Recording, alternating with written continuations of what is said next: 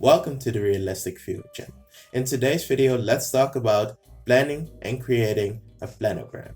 A planogram or POG are visual representations of how a store, product, or service should be stated in display.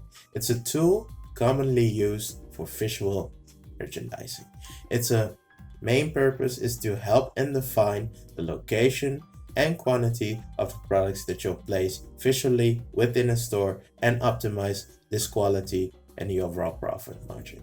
The thing with the POG is you really write down exactly how much should be in a shelf area, how the look should be, and also if you want to take it to a higher macro level, you detail how the overall store should be sorted. So first, let's start with a visual representation example, which I got from smartdraw.com. As you can see from the lower image, every element is calculated from the perspective of an average male or female perspective. Of course, if you have a store that's, for example, focused on children, you can also take that aspect in order to, of course, stimulate sales in that way. To the likelihood from a customer that's being visually stimulated by products on eyesight level, as you can see. Furthermore, by calculating how much the height per shelf is, then you can also define the maximum amount of stacked products and how deep the number of products can go within the shelf. Of course, you should then also consider, if you are focusing products on eyesight level, which products should be at the eyesight level, which are interesting, which product do you want to sell the most, which ones are promoted a little bit more. Those are elements that you really should consider while doing this as well.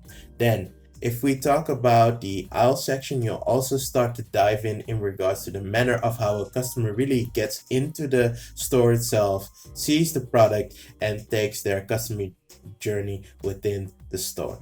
Other things to consider are the order of how the product should be sorted from inexpensive to expensive to vice versa, which in this case depends on your segment and your product offering. For example, if a luxury brand tends to be more of interest, how they do it in creating more interest is they have their icon pieces in front of the store at the displays, and within the register, which is more often quite deeper within the store, they have more inexpensive pieces to stimulate the overall impulse purchases. So let's get a little bit into the benefits of creating a planogram, which is first of all maximization of profits. If you consider how the customer journey within your store is, it will also help out planning strategically where to place and put deals or complementary products to increase the chances for additional impulses. Secondly, effective shelf management through the use of tracking which products are in demand or are in need. Additional stimulation could be applied through your planogram to stimulate to reach your intended goals and sales, of course. Thirdly, creating uniformity. By creating a planogram, you're able to create templates in the case that your goal is to build out your store towards a franchise.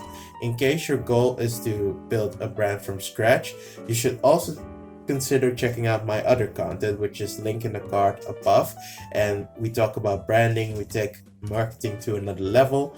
And this was my 101 about planograms. If you have questions or would like to add additional feedback, do it down in the comment section below. If you're new, subscribe, and I hope you'll see the next video. This is Ivan from the Realistic Viewer channel, helping you